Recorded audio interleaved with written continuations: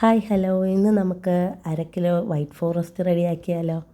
ആദ്യം തന്നെ 4 മുട്ട, ഒരു നുള്ളു ഉപ്പും എസൻസുമായിട്ട് ബീറ്റ് ചെയ്യുന്നു.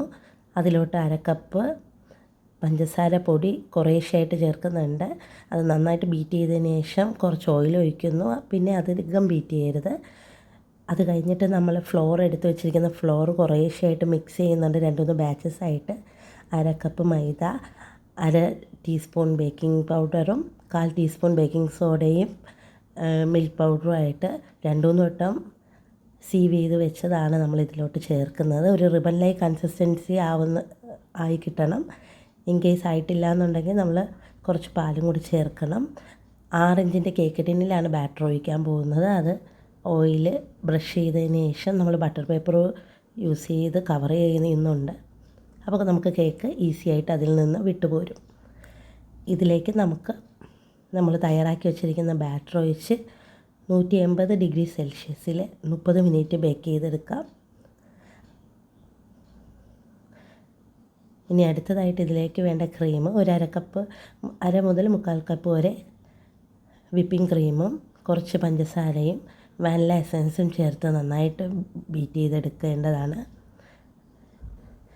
നമ്മൾ റെഡിയാക്കി വെച്ചിരിക്കുന്ന കേക്കിൻ്റെ സ്പഞ്ച് 3 ലെയേഴ്സായിട്ട് കട്ട് ചെയ്ത് മാറ്റി അതൊരു ബേസിൽ കുറച്ച് ക്രീം സ്പ്രെഡ് ചെയ്ത് ഓരോ ലെയറായിട്ട് അതിൽ വെച്ച് നട്ട്സും ഫില്ലിങ്സൊക്കെ കൊടുത്ത് നമ്മൾ സെറ്റ് ചെയ്തെടുക്കുന്നുണ്ട്. സ്പഞ്ചിൽ ഓരോന്നിലും ഷുഗർ സിറപ്പും ആഡ് ചെയ്തിട്ടുണ്ടായിരുന്നു കേട്ടോ.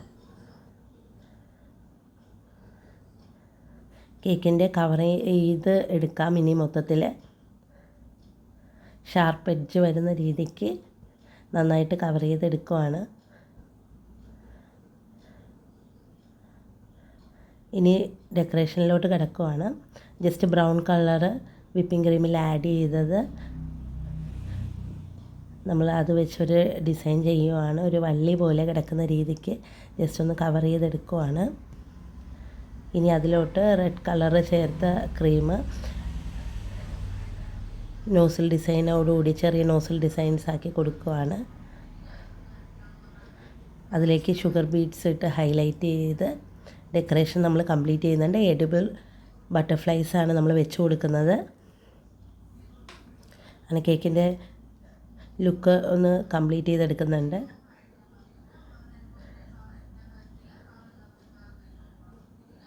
ഇനി കേക്കിലെ റൈറ്റിങ്സും കൂടെ എഴുതി കൊടുത്താൽ കേക്ക് ഇപ്പോൾ റെഡി ആയിട്ടുണ്ട്. Thank you.